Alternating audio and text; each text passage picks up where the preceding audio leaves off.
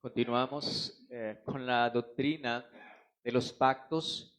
Hemos desarrollado ya bastante eh, acerca de esta doctrina y finalmente la semana pasada vimos acerca de lo que es el pacto de redención, ¿sí? De cómo inicia ese pacto.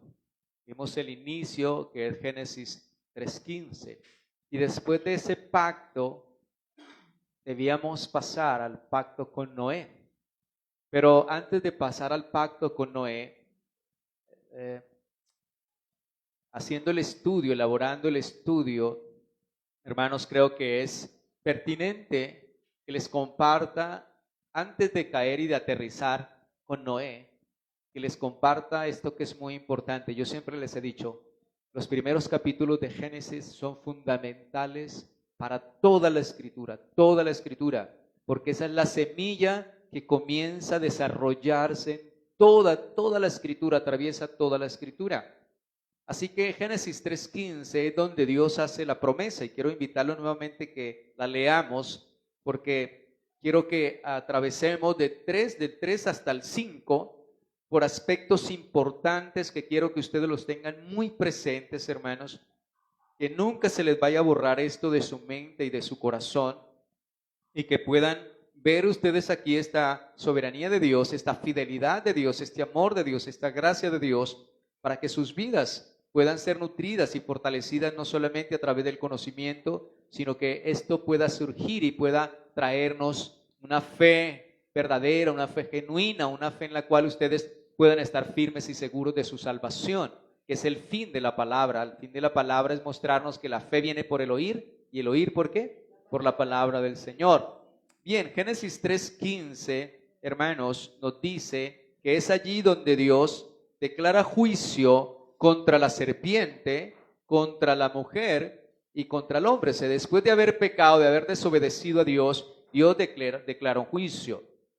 Y también en ese juicio Dios proclama una promesa gloriosa de un Salvador. Y dice el 15, y pondré enemistad entre ti y la mujer, y entre tu simiente y la simiente suya. Esta te herirá en la cabeza y tú le herirás en el calcañar.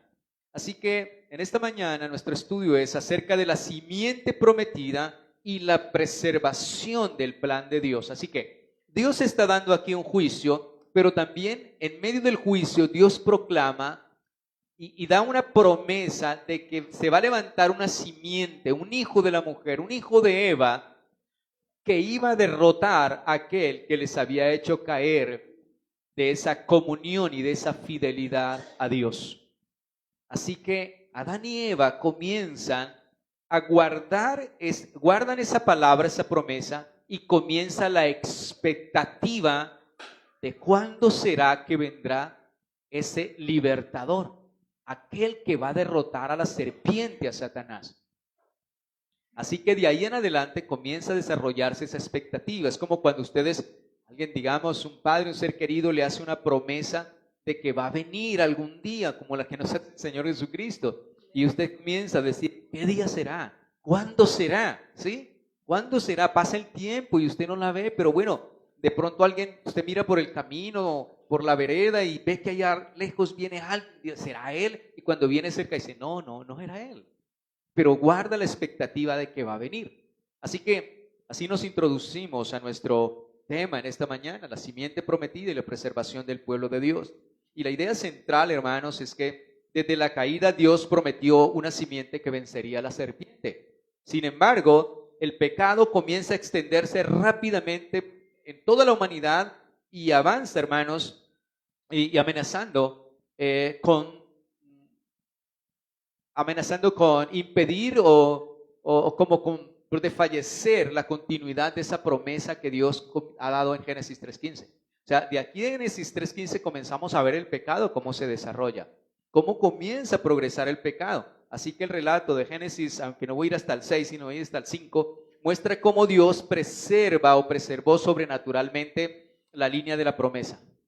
Dios nos muestra, y esto es lo que yo quiero que ustedes vean, preparando el camino para el pacto con Noé, que es donde vamos a aterrizar luego en la próxima enseñanza. demostrando que su plan de redención avanza irresistiblemente hasta el cumplimiento en Cristo Jesús. Y el propósito de esta enseñanza, hermanos, eso es lo importante para nosotros, es fortalecer la confianza de la iglesia en la fidelidad de Dios. Mostrando, hermanos, que ninguna fuerza del pecado, de la muerte o del juicio puede frustrar los propósitos de Dios, pues Él siempre preserva su promesa hasta cumplirla perfectamente en Cristo. Siempre, hermanos. O sea, esto es lo que yo veo. El propósito que ustedes, cada uno de nosotros debe tener es que podemos ver la fidelidad de Dios a pesar de el pecado, a pesar de la muerte y a pesar del juicio. Podemos ver la fidelidad de Dios, hermanos, para preservar su promesa, para preservar su pacto y cumplirlo en Jesucristo.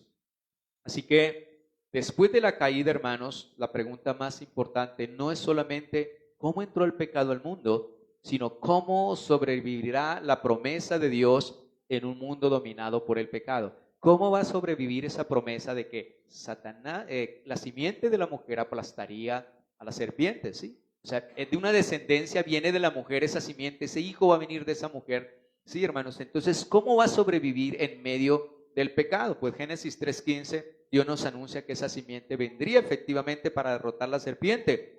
Pero inmediatamente surge una tensión. ¿Cómo llegará, hermanos, esa simiente? Si la humanidad está corrompida por el pecado y bajo la sentencia de muerte, porque Dios dijo, el que comiere, ese día que morirá. Así que la humanidad está bajo sentencia de muerte, hermanos, y totalmente llena de pecado, corrupta. Así que lo que vamos a ver, hermanos, de aquí en adelante, es que estos capítulos que vamos a ver, estos puntos van a responder a esa pregunta. Y la primera es la esperanza de la simiente prometida. Y Génesis 3:15 entonces dice que el Señor promete y pondré enemistad entre ti y la simiente, entre tu simiente y la simiente suya. Así que aquí encontramos el primer anuncio del Evangelio, como ya se los he dicho. La palabra de Dios dice entonces, y ella te herirá en la cabeza y tú le herirás en el calcañar. Ya Dios está dando una promesa de que iba a venir entonces un hijo de la simiente de Eva y él iba a derrotar al enemigo. O sea que ese es el evangelio en semilla, que Cristo vendría a libertar ¿a quién? A su pueblo. ¿Sí?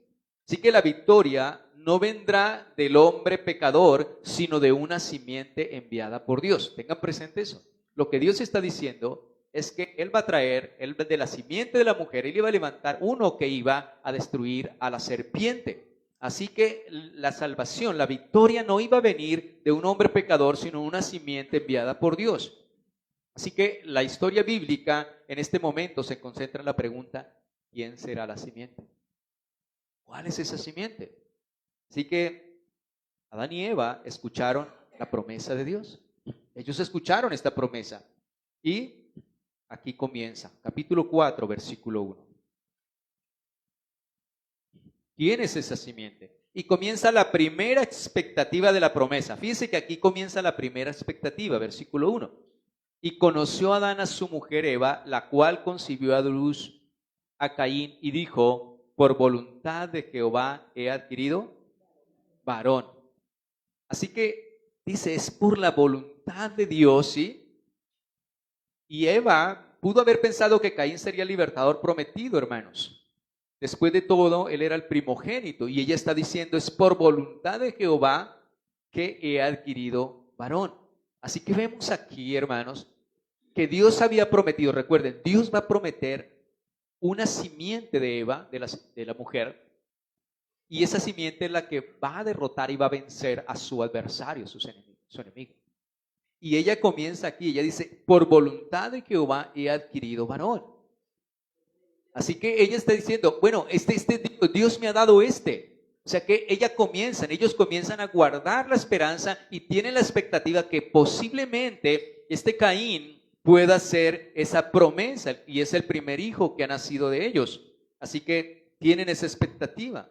Pero Caín, nosotros sabemos que hizo Caín, así es que rápidamente la esperanza de Eva se transforma en dolor. porque ella tuvo esa emoción, esa alegría. Esto es por voluntad de Dios, es el que Dios me ha dado. Puedo decir, esta es la promesa de Dios. Ella está esperando, tiene la expectativa de ese libertador. Así que las promesas de Dios, hermanos, siempre se cumplen, pero muchas veces, hermanos, en el tiempo del Señor y en la forma de Dios. Recuerden, Eva y Adán tienen la expectativa de una simiente. Por eso, cuando tú lees, cuando ella dice, esta es la voluntad de Dios, este me lo ha dado Dios, ¿por qué? Porque ellos comienzan a vivir esa expectativa, a esperar ese Mesías que los iba a librar, ¿cierto? Que iba a derrotar a su enemigo. Así que, hermanos, la decepción allí se vuelve más profunda cuando el pecado muestra toda su fuerza. Vemos nosotros qué pasó con Caín, hermanos. Así que pasemos entonces a la guerra entre las simientes. Perdón, estaba en la esperanza de la simiente prometida y me pasé aquí sin decirles la primera promesa, hermanos. Así que vemos entonces a Eva con esa expectativa. Ahora pasemos a otro punto importante, la guerra entre las dos simientes. Del capítulo 4, Génesis 4, del 2 al 16, dice la palabra del Señor, después dio a luz a su hermano Abel, y Abel fue pastor de ovejas, y Caín fue labrador de la tierra. Y aconteció andando el tiempo que Caín trajo del fruto de la tierra una ofrenda a Jehová. Y Abel trajo también de los primogénitos de sus ovejas, de lo más gordo de ellos. Y miró Jehová con agrado a Abel y a su ofrenda, pero no miró con agrado a Caín y a la ofrenda suya. Y se ensañó Caín en gran manera y decayó su semblante. Entonces Jehová dijo a Caín, ¿por qué te has ensañado y por qué ha decaído tu semblante? Si hicieres bien no serás enaltecido, y si no hicieres bien, el pecado está a la puerta. Con todo esto, a ti será tu deseo, y tú te enseñorearás de él. Y dijo Caín a su hermano Abel, salgamos al campo. Y aconteció que cuando estaban en el campo, Caín se levantó contra su hermano Abel y lo mató. Y Jehová dijo a Caín, ¿dónde está Abel tu hermano? Y él respondió, no sé. ¿Soy yo acaso guarda de mi hermano? Y él le dijo, ¿qué has hecho? La voz de la sangre de tu hermano clama a mí desde la tierra. Ahora pues, maldito seas tú de la tierra, que abrió su boca para recibir de tu mano la sangre de tu hermano. Cuando labre la tierra, no te volverá a dar fuerza. Errante y extranjero serás en la tierra. Y dijo Caín a Jehová, grande es mi castigo para ser soportado. He aquí que me echas hoy de la tierra, y de tu presencia me esconderé y seré errante y extranjero en la tierra. Y sucederá que cualquiera que me hallare me matará. Y le respondió Jehová, ciertamente cualquiera que matare a Caín 7 veces será castigado. Entonces Jehová puso señal en Caín para que no lo matase cualquiera que le hallara. Salió pues Caín de delante de Jehová y habitó en la tierra de Nod, al oriente de Edén. Hermanos, vemos este final tan triste y lamentable. Eva tenía la esperanza en su hijo primero en primogénito, pero vemos que Caín mata a su hermano Abel. Y vemos la guerra, dice que habrá una guerra, porque Génesis 3:15, recuerde lo que dice, pondré enemistad, dice, y pondré enemistad entre ti y la simiente, y entre tu simiente y la simiente suya. Así que va a haber una guerra que ya les expliqué, entre el bien y el mal, entre los hijos de Dios y los hijos del diablo. Ahora, el nombre de Abel significa aliento, vapor. El nombre de Caín es que Dios ha dado. Dios da por su voluntad. Dado Dios. Así que vemos entonces, hermanos, que la vida de Abel era una vida transitoria, efímera. Y tenemos aquí entonces la primera muerte. La sangre recibe la muerte del justo. Ahora, ¿quién era Abel? La palabra de Dios nos dice en Hebreos 11:4, ¿quién era Abel?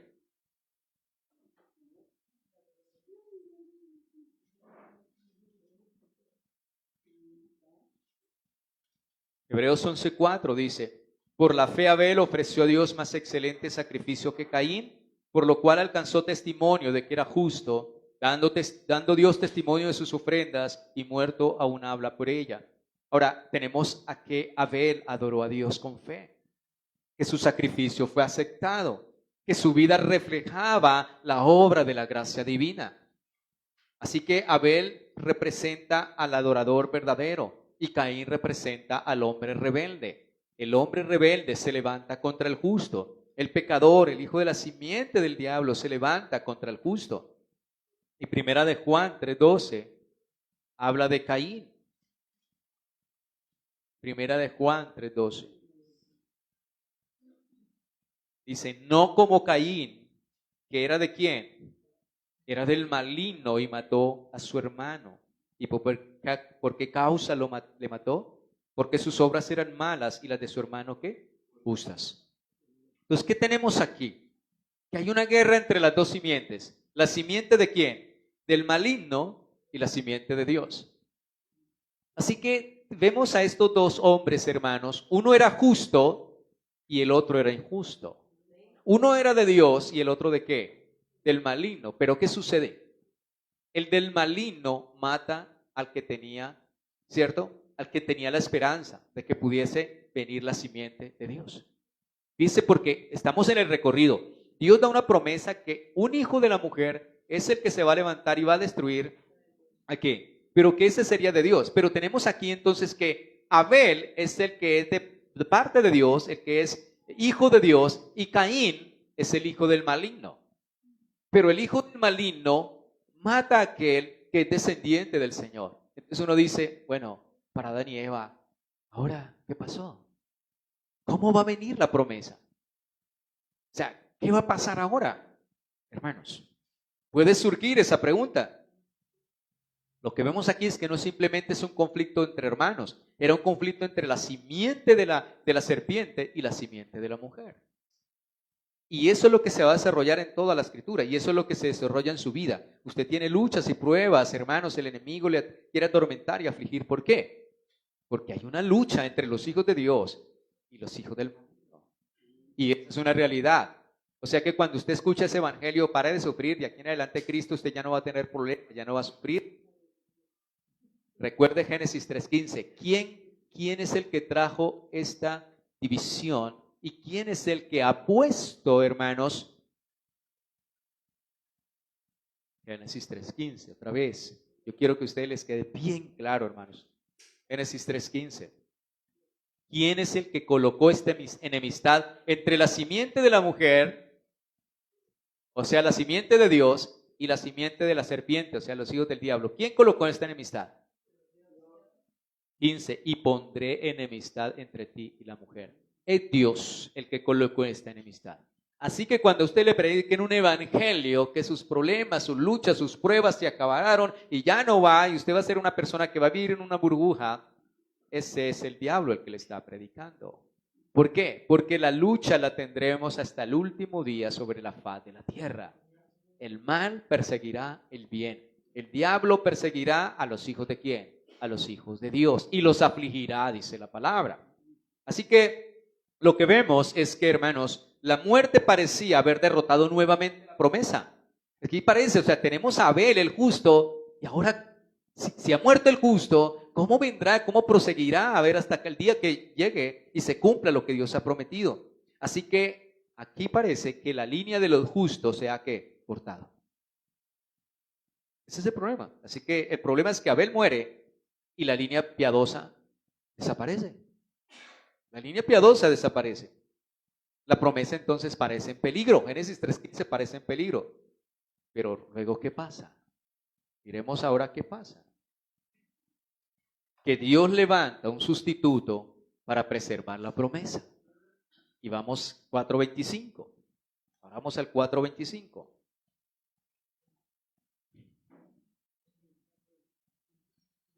Y conoció de nuevo Adán a su mujer, la cual dio a luz un hijo y llamó su nombre Set.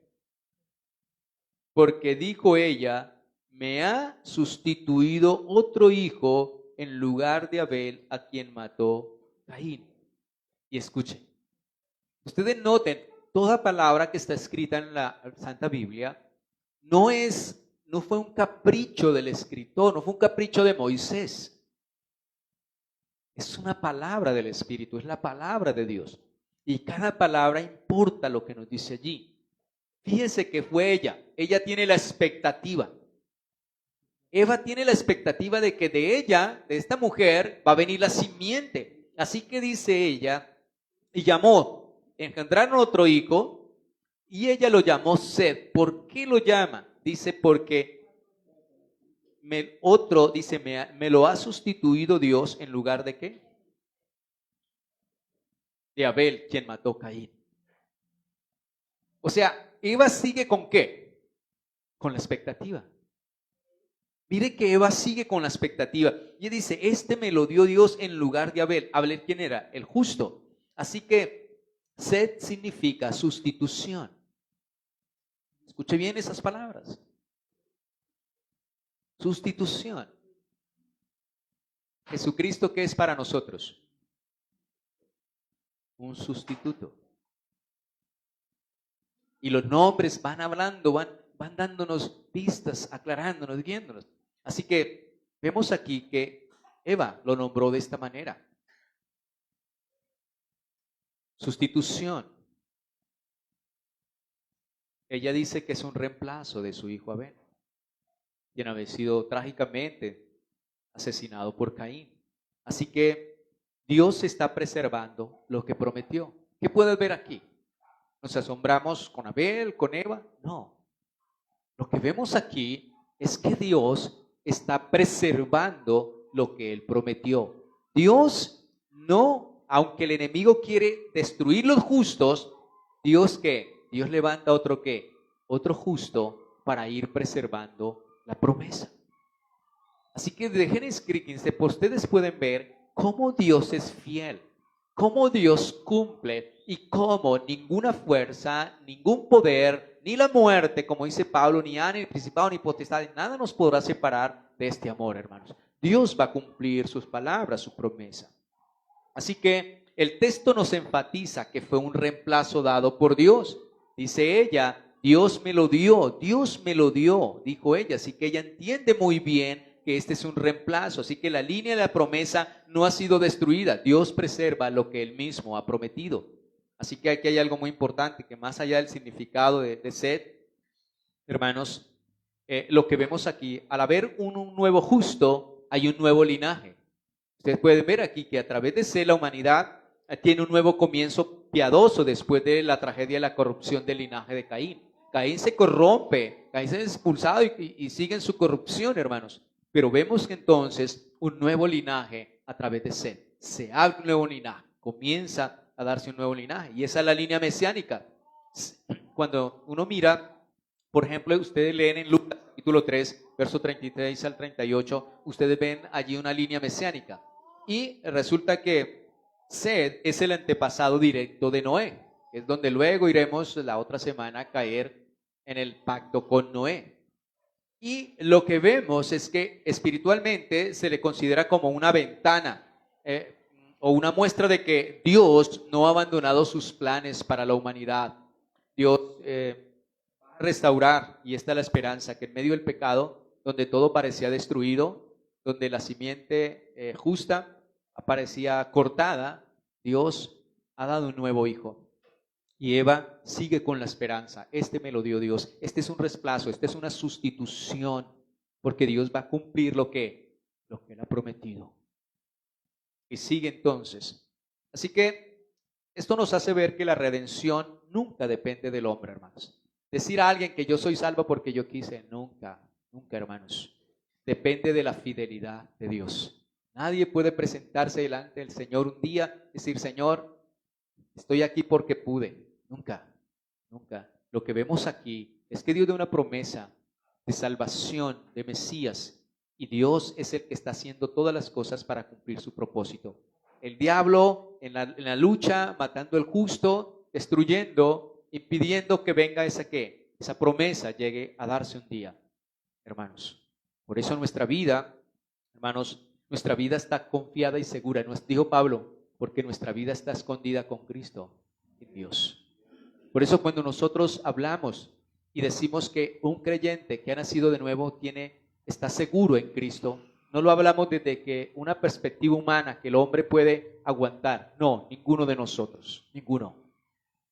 Por eso creemos por la Escritura, no por pensamientos humanos. que es como dijo Cristo: yo a mis ovejas, yo les doy vida eterna. Nadie las arrebata de mi mano, ni la mano de mi Padre las arrebatará jamás. Por eso nosotros decimos por la palabra que quien ha nacido de nuevo y ha sido sellado con el Espíritu Santo, él nunca se perderá. No por su fuerza, no por su capacidad, sino porque Dios es el que cumple ¿qué? Su promesa. Si ese hijo se le quiere escarriar, él dice que al que ama, azota, corrige, dice la palabra del Señor. Así que, hermanos, no podemos adjudicarle al Señor que no tenga poder para guardar a sus hijos, porque eso es antibíblico.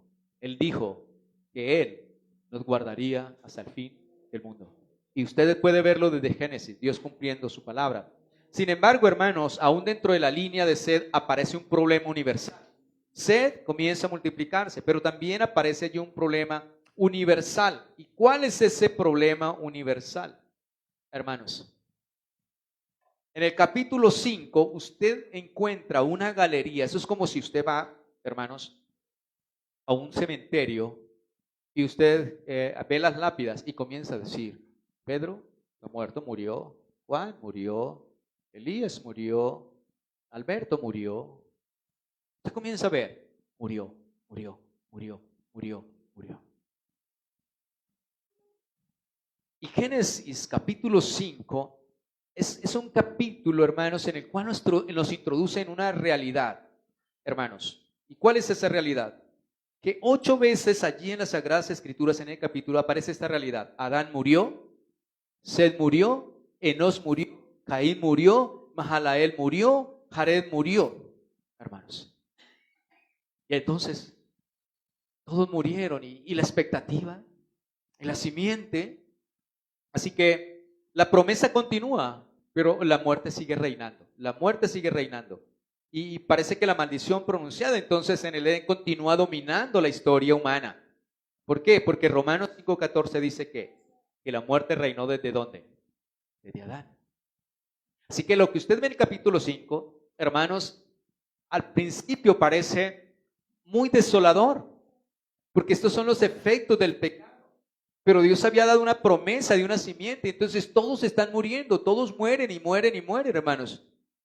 Y la pregunta se vuelve aún más intensa entonces. ¿Cómo vendrá la simiente prometida si todos mueren? O sea, ¿cómo va a venir esta simiente si todos están muriendo? Entonces, ¿cómo va a venir esta simiente, hermanos? Si la humanidad no puede vencer la muerte, todos están muriendo, nadie puede vencer la muerte. Así que se necesita entonces un Salvador mucho más fuerte que la muerte. Se necesita a alguien mucho más fuerte que la muerte. La promesa existe, pero hay algo: la maldición sigue activa. La humanidad necesita entonces algo más que una descendencia física, hermanos. La humanidad necesita una redención. Y ahí donde lo vemos: muerte, murió, ¿y qué vemos entonces? La necesidad de una redención. Así que el punto clave aquí es que la simiente, hermanos, la simiente prometida aún no ha llegado.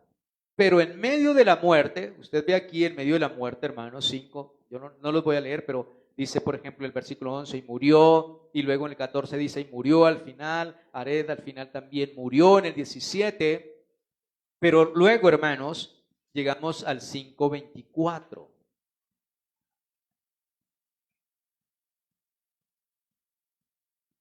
Llegamos al 5:24.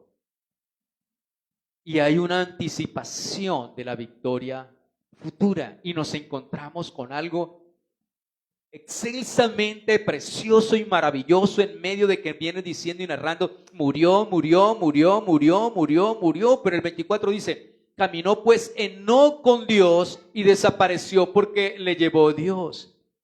Entonces, mire, ustedes están viendo, después van y lo leen en la casa todo Génesis capítulo 5, hermanos, porque no me alcanza el tiempo, y ustedes comienzan a ver que murió, murió, murió. Pero el 24 sucede algo que irruptivo, hermanos, que rompe con la muerte. Después de ver, hermanos, es como si fuéramos al cementerio, este murió, murió, murió, pero resulta que hubo, hermanos, de entre todos, y hay un momento que dice, pero este no murió, este se lo llevó al cielo. Caminó Enós con Dios y desapareció porque Dios se lo llevó. Y esta es la primera vez, hermanos, después de la caída del hombre, que alguien escapa de la muerte. Escucha bien. La primera vez que alguien escapa de la muerte. Entonces aparece este hombre diferente. Y la genealogía entonces aquí cambia abruptamente, hermanos. De no se nos dice, de no se dice y murió. De no se dice, caminó con Dios, no caminó pues con Dios y desapareció porque le llevó Dios. Así que por primera vez entonces vemos la grieta, hermanos, allí en el dominio universal de la muerte.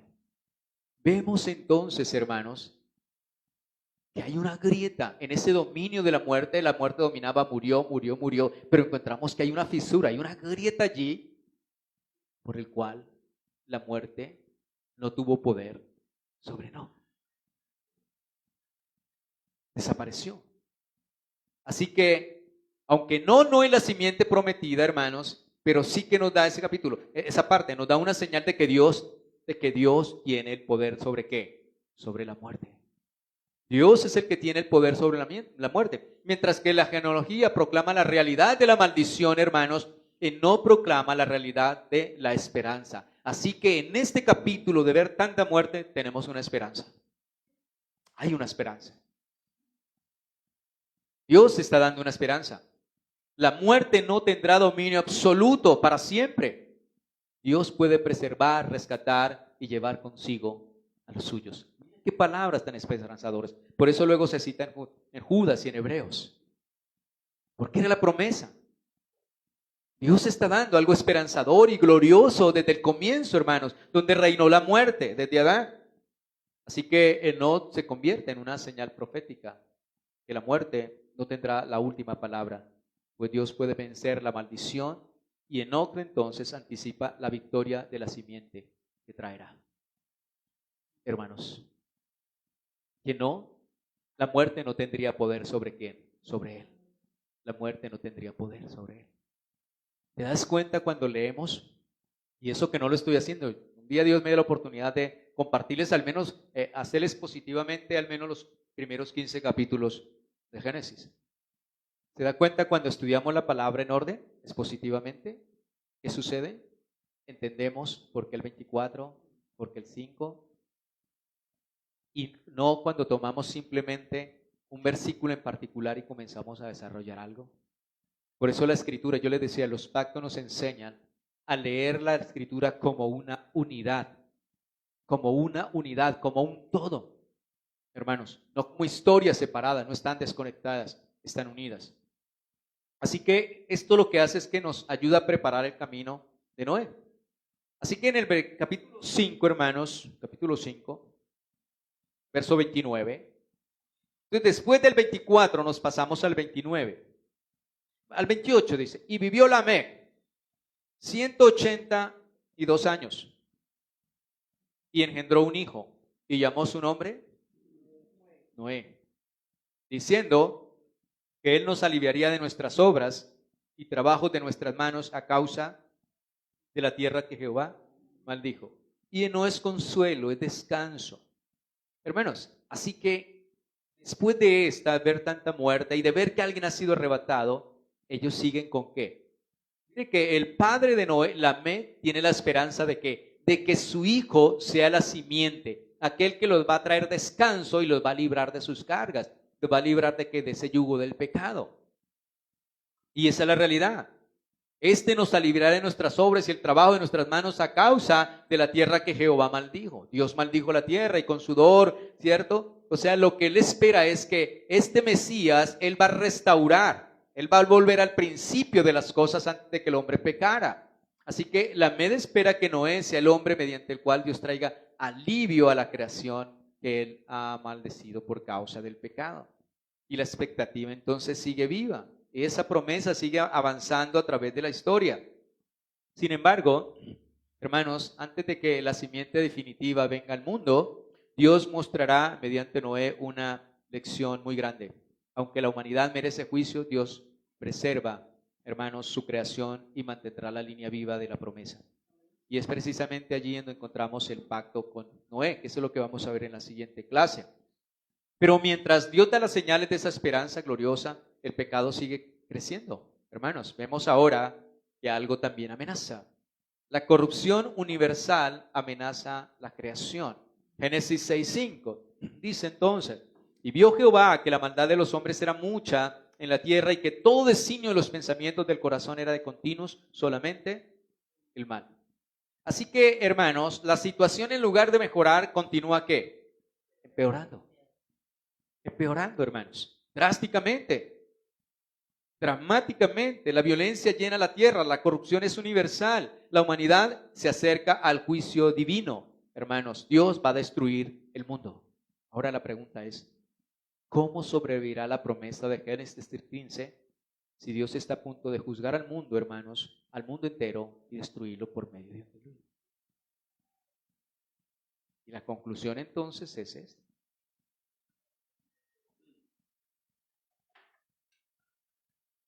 La necesidad de un pacto con Noé. Dios va a hacer un pacto. ¿Qué se va a hacer? Es lo que vamos a desarrollar. Así que Dios ha prometido en Génesis 3:15 una simiente redentora. Y aunque el pecado amenaza constantemente la preservación de esa promesa, porque Caín mata a Abel, significa que la muerte domina la humanidad, la corrupción llena la tierra y el juicio se aproxima. Entonces, si Dios destruye el mundo, ¿qué sucederá con la promesa? ¿Qué va a pasar? Y la respuesta, pues lógicamente, está en Génesis 6. En 6:8 dice, y Noé halló gracia ante los ojos de Dios. Así que Noé aparece aquí como ese instrumento, hermanos, por medio del cual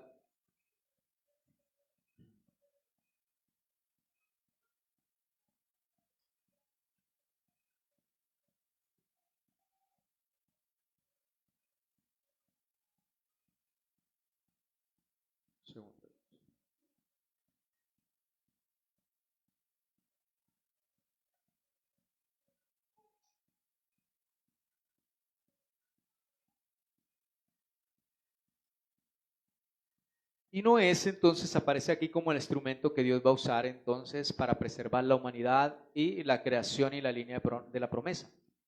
Por eso el pacto con Noé no es simplemente un pacto acerca de un arco iris, hermanos, o un diluvio, no. Es el medio por el cual Dios garantiza la continuidad de su propósito redentor hasta la venida de la simiente prometida que es Jesucristo. Así que lo que quería mostrar a ustedes, hermanos, es ese puente que hay entre la promesa de Génesis 3:15 y el pacto con Noé.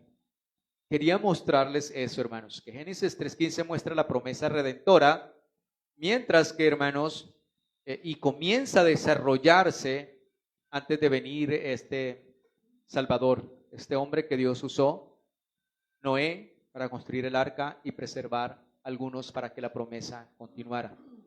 Así que, hermanos, nosotros cuando miramos la Escritura y llegamos a este punto, vemos entonces que Dios es un Dios fiel, que cumple todas sus promesas. Dios es fiel, Dios es verdadero, cumple todas las promesas que Él ha hecho. Así que de esta manera, les doy un resumen, de esta manera nosotros vamos a aterrizar en el pacto con Noé. Dios va a hacer un pacto con él. Pero lo que quería que ustedes vieran es cómo viene la expectativa de ese Mesías y comienza a atravesar toda la escritura la atraviesa. Cómo el pueblo del Señor, la simiente de justa, comienza a anhelar y a decirse cuándo vendrá, quién será ese Mesías, ese Salvador. Aunque la muerte amenaza, la muerte, Caín mata a Abel el justo, parece que se esfuma esa esperanza de esa simiente, pero Dios le da nuevamente a Adán y Eva un hijo que se llama Sed, que les traía que traía el consuelo, hermanos, y este hijo tenía esa esperanza.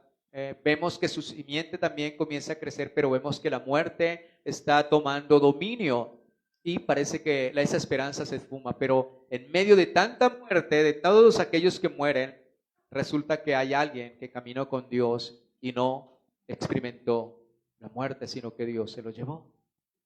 Y encontramos entonces que Dios, en medio de toda esta muerte, de todo este cementerio, hay alguien que vive que no pasó por ahí. Y entonces nos muestra entonces que Cristo, Dios, es el que tiene el dominio sobre la muerte y que esto es una esperanza para la humanidad. Y que de esta manera también, hermanos, es un principio mostrándonos que el Señor también, hermanos, levantaría a su pueblo y también Él se levantaría.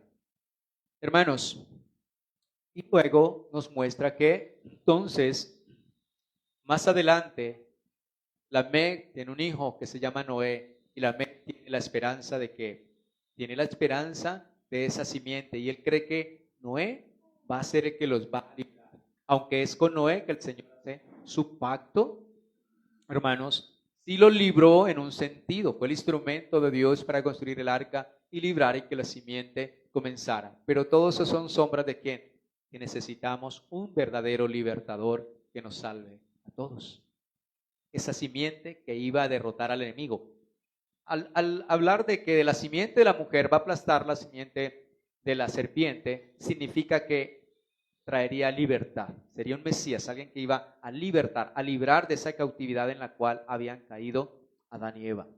Así que ellos tienen esa esperanza, tienen ese anhelo, y no solamente eso, porque Lamec, él dice, este nos va a librar de las cargas. ¿Por qué? Porque cuando Dios maldijo la tierra, porque causa el pecado del hombre, y le dijo al hombre, ahora es con sudor, con sacrificio, que te ganarás el pan de cada día. O sea, comienzan ellos a experimentar el sufrimiento, el dolor, a cultivar la tierra y dar cardos y espinos, ¿sí ve? Entonces ellos anhelan no solamente quien les libere a ellos, sino también de sus cargas, que es lo que finalmente el Señor va a renovar cuando dice la Escritura que hará cielo nuevo y tierra ¿qué? Nueva. Y en esa tierra nueva solamente vamos a disfrutar porque todo ya está, hermanos.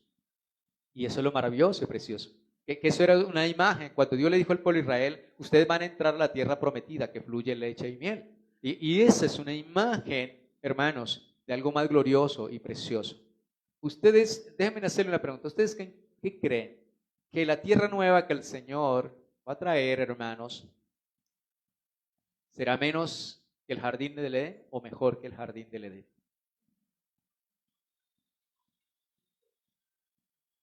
Será mejor. ¿Sabe por qué será mejor? En el jardín, en el huerto, estaba Dios, se paseaba. Pero necesitamos la luz, las lumbreras. Pero dice que en ese jardín, en ese huerto, hermanos, en esa nueva tierra, ya no habrá ¿qué? Lumbrera. Porque la luz es ¿quién? Cristo. Y Él habitará en medio de nosotros. Pero déjeme decirle que hay algo también maravilloso. ¿Y por qué va a ser mejor?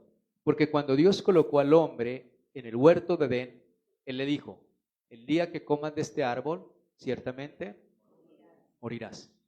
O sea, que había la posibilidad de que el hombre pecara. Pero en el nuevo cielo y tierra nueva, nosotros ya no ¿qué?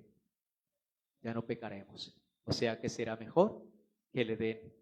Ese cielo nuevo y esa tierra nueva será mejor que el Edén.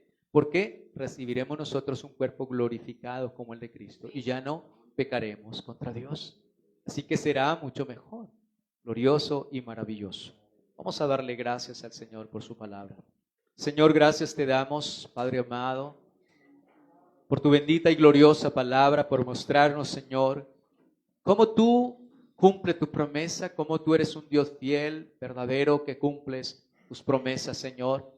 Y que aunque el enemigo, la muerte, ha querido impedir, Señor, tu obra, tu compromiso y que tu palabra se cumpla, no existe absolutamente nada que pueda detener tus propósitos, Señor. ¿Y qué es lo que nos muestra esto? Un Dios grande, poderoso, soberano, que cumple sus promesas.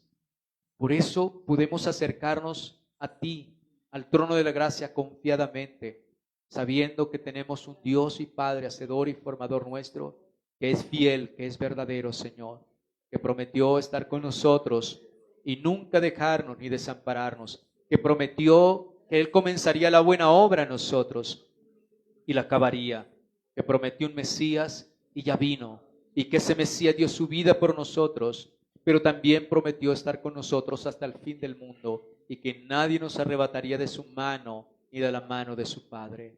Señor, gracias por tu fidelidad, gracias por tu amor y tu misericordia. Abre nuestros ojos y muéstranos las grandezas de tu ley. Ilumínanos, Señor, para ver tus maravillas, Señor, para vivir cada día bajo el asombro de tus hechos, de tus obras, de tu sabiduría, de tus maravillas, Señor. Te damos muchas gracias, Padre eterno, en los méritos de tu Hijo Jesucristo y por tu glorioso Espíritu Santo que nos guía a toda verdad en Cristo Jesús. Amén.